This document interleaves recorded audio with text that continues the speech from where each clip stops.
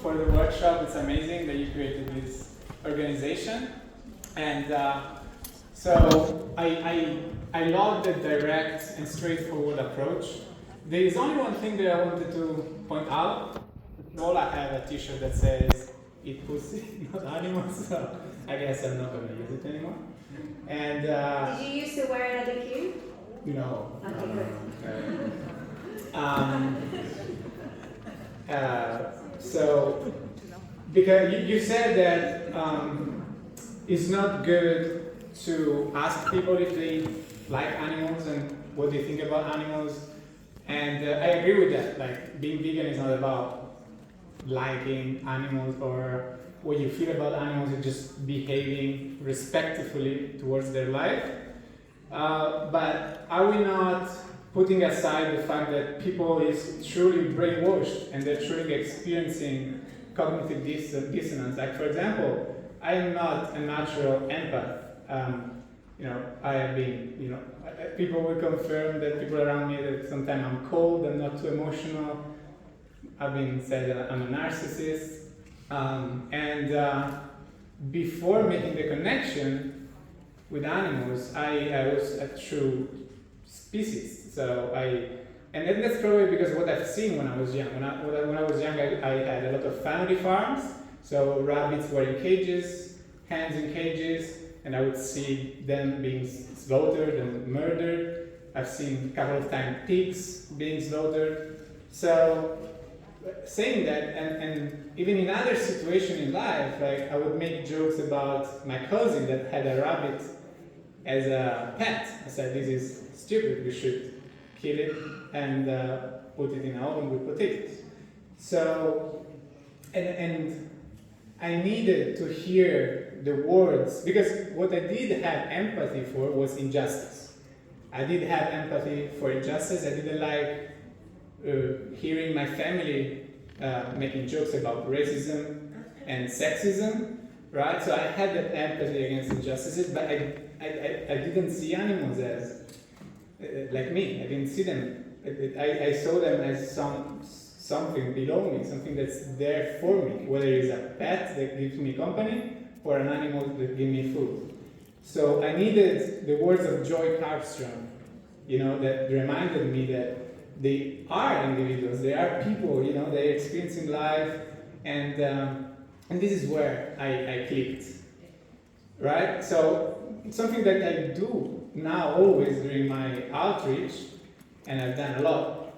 Like in the beginning, my outreach was, do you think that's okay? Do you think it's okay to be part of it? What are you going to do about it? So in the beginning was very like this, my outreach. But now I try to understand what is the view of people towards animals, right? I try to understand if they do see them as individual. Sometimes you talk with a slaughterhouse worker, and I think it's important to understand what's their view about animals before moving the conversation forward. Even though I do think it's still a shortcut to just put them in the victim position, right? I do think that's a shortcut to be more direct.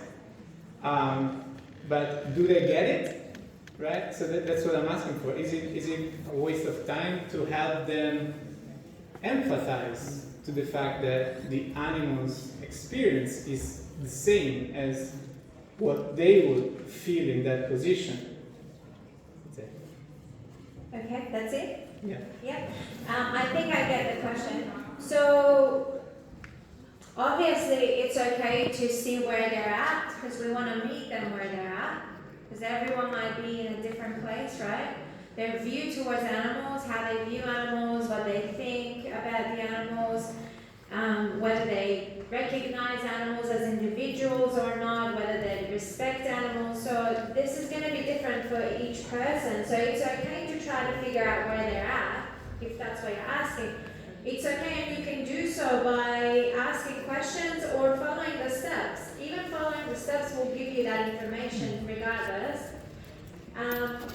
But whether they get it or not, again, it will come down to that person. So you said you think this is a shortcut. Well, it's not just a shortcut, it's just that, as you know, we have very short amount of time with people on the street. sometimes you literally have 5 to 10 minutes with each person. And if you want to go down the route of using a little bit of psychology to see where they're at and getting to the bottom of it, sorry, then it might actually waste your time. So what you want to do is you want to follow the steps, and then if something comes up and you want to ask an extra question or make a comment, that's totally fine. That's what I was trying to say. Don't feel like you have to follow the exact same order every single time. But when it comes to the animals and their rights, I can guarantee you, whether they realize it or not, but 99.9% of non-vegans do not recognize animals as individuals who deserve to have their most basic rights. So they don't actually, whether they realize it or not, they don't see them as individuals who deserve respect.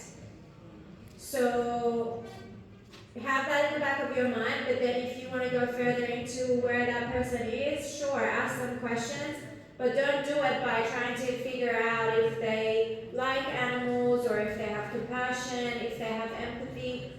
I mean, even empathy is a bit tricky because we think, well, you need to have empathy to be able to put yourself in the other person's position, and that's what we're basically doing when we say, what if you were in the animal's position? What if you were in the victim's position?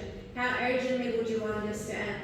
That's basically empathy. So you want to see if that person has the ability to imagine themselves in that position. And what I usually say following this question, I say to people, I know it's probably impossible for you to imagine yourself in a cell like the animals, and imagine what they go through, because how can you try to imagine that? It's so far away from the reality of our lives. But if you try really hard and put yourself in their position, this is normally how I say it.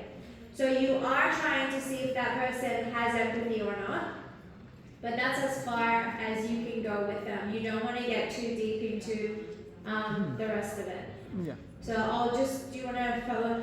Before I pass it on to Paul, so the way we're going to do the Q&A, you guys ask a question, we both are going to give our answers, if we have something to add. I just want to ask a couple of things if I can get everyone's attention.